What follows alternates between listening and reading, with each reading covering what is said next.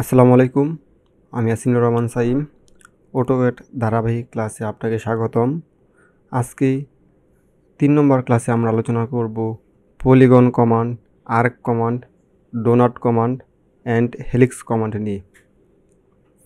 আমরা দুটি ক্লাসে কিন্তু বেসিক কিছু আলোচনা করছিলাম, কয়েকটি কমান্ড এবং সেটআপ নিয়ে। সো আজকে আমরা দেখব পলিগন। পলিগন হচ্ছে কি, যে আপনার একাধিক বাহুর সমষ্টি। সেটা ৫টা, ৬টা, ৭টা, ৮টা হতে পারে। ৩টা থাকলে আমরা ত্রিভুজ বলি, 4টা থাকলে আমরা চতুর্ভুজ বলি, আর এর উপরে যেগুলো থাকে সেগুলোর আমরা পলিগন বলি। পলিগন করার জন্য POL এন্টার দিলে হবে, অথবা আপনি রেক্টেঙ্গেলের ব্যাক এন্ডে হচ্ছে এখানে পলিগন লেখা আছে, ক্লিক দিবেন। তারপরে পলিগনের করে একটা সাইজ দিতে হবে, যে আপনার পলিগন হচ্ছে ষড়ভুজ অথবা অষ্টভুজ। সেই জন্য আপনাকে 8টার মতো বাহু দিতে হবে, অথবা 10টা, অথবা এটসেট্রা। তাহলে আমরা অষ্টভুজ তৈরি করবো, 8টা বাহু, এন্টার। তারপরে আমরা ক্লিক দিব। ক্লিক দেওয়ার পর আমরা এখান থেকে ইনস্ক্রাইব ইন সার্কেল অথবা সার্কামস্ট্যান্স অ্যাবাউট সার্কেল দিতে পারি। আমরা এভাবে তৈরি করব ইজিলি। ওকে, সো আমরা এগেন করি, POL এন্টার দিয়ে তারপরে ক্লিক দিব। আমরা হচ্ছে এখন 15টা ক্লিক দিব। ক্লিক দিয়ে আমরা তৈরি করব। আমরা যত বাহু মান কম দিব তত আমাদের কি হবে, তত আমাদের সংখ্যা বড়ভাবে শো করবে। আর যদি আমরা যত বাহুর মান আমরা বেশি দিব তত আমাদের কি করবে, যে ছোটো ছোটো বৃত্তের মতো শো করবে। এটা হচ্ছে আমাদের পলিগন। আমরা এটা ইউজ করতে পারি হচ্ছে কোনো কিছু সৌন্দর্য বৃদ্ধির ক্ষেত্রে, তখন আমরা এটাকে ইউজ করতে পারি। যেমন আপনি যখন কোনো একটা কলাম লেআউট তৈরি করবেন, সেই ক্ষেত্রে যে মার্কিং করবেন A অথবা ABCD অথবা 1 2 3 4, তখন আপনি এই ডিজাইনটা দিতে পারেন, দেখতে অনেকটা সুন্দর লাগবে। নেক্সটে আমরা আসি হচ্ছে আর্ক কমান্ড। আর্ক মানে কি, যে বৃত্তচাপ। এই বৃত্তচাপ তৈরি করার জন্য আপনি এখান থেকে আর্ক ক্লিক দিতে পারেন, অথবা এন্টার দিতে পারেন। এন্টার দিলে আর্ক আসবে, আর্ক আসবে। এন্টার দিলে আর্ক আসবে। আর্ক হচ্ছে আপনার বিভিন্ন টাইপের হয়ে থাকে।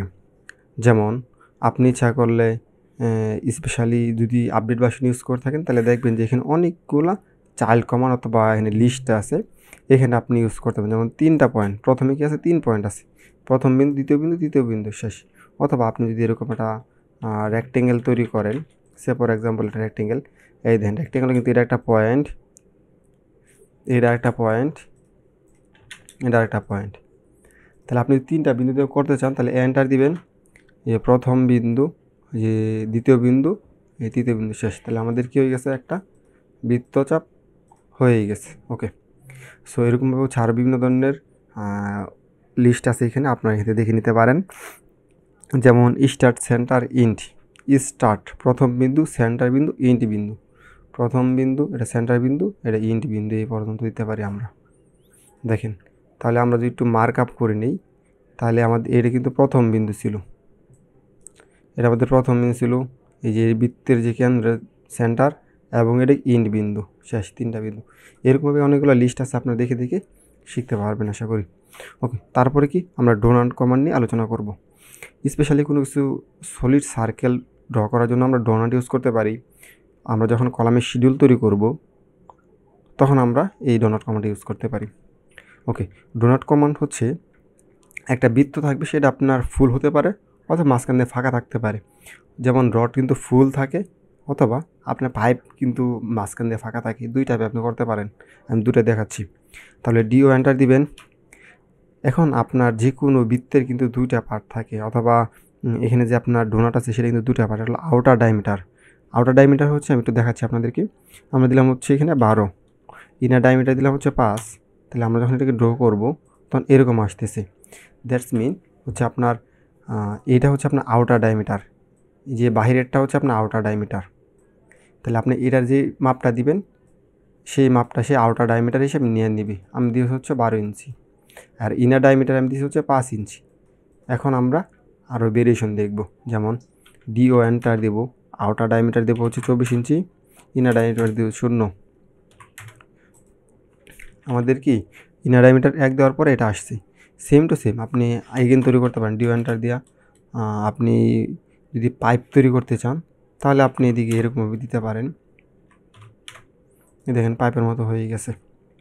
ওকে, তাহলে এটা আমরা কি যখন আমাদের রড অঙ্কন করা লাগবে তখন আমরা এই কমান্ডটা ইউজ করতে পারবো। ওকে, নেক্সট আমরা হচ্ছে আলোচনা করব যে হেলিক্স কমান্ড নিয়ে। আমরা সাধারণত বিজ্ঞান অথবা বাংলাদেশের বিশ্ব পরিচয় বইয়ে আমরা সৌরজগতের একটা পার্ট দেখছি এবং ওইখানে আমরা দেখলাম যে একটা পার্টের মধ্যে হচ্ছে একটা কেন্দ্র থেকে চারদিকে বৃত্তাকৃতিভাবে ঘুরতেছে, মানে কেন্দ্র থেকে শুরু হচ্ছে এক পাশে শেষ হয়েছে। যেমন আমি যদি আপনি একটি স্কেচ করে দেখাই দিই তাহলে আর ভালো বুঝতে পারবেন। আমরা হেলিক্স কমান্ডটা এখান থেকে আমরা চালু করতে পারি, যেমন স্পাইরাল কোনো কিছু, বা আপনি যেরকম খাতায় দেখেন যে আপনার প্যাড খাতার পাশ দিয়ে আছে স্পাইরাল থাকে সেটাই। তাহলে আমরা হেলিক্স লিখবো অথবা এখান থেকে হেলিক্সে ক্লিক দেবো, এই যে আমাদের আউটারটা দেবো এবং ইনারটা আমরা দেবো। তাহলে আমাদের কীরকম পেঁচানো পেঁচানো থাকবে, পেঁচানো পেঁচানো থাকবে, শেষ হয়ে গেছে। সেম এগেন HELIX এন্টার দিব, আউটার সর্বোচ্চ মানটা দিব, সর্বনিম্ন মানটা দিব, শেষ হয়ে গেছে। আমাদের হেলিক্স হয়ে গেছে। মানে হচ্ছে এরা বাহির থেকে সে পেঁচিয়ে পেঁচিয়ে পেঁচিয়ে ভিতরে আসছে অথবা ভিতর থেকে পেঁচিয়ে পেঁচিয়ে সে বাহির দিকে যাচ্ছে। এই ছিল আজকে আমাদের তৃতীয় ক্লাস আলোচনা।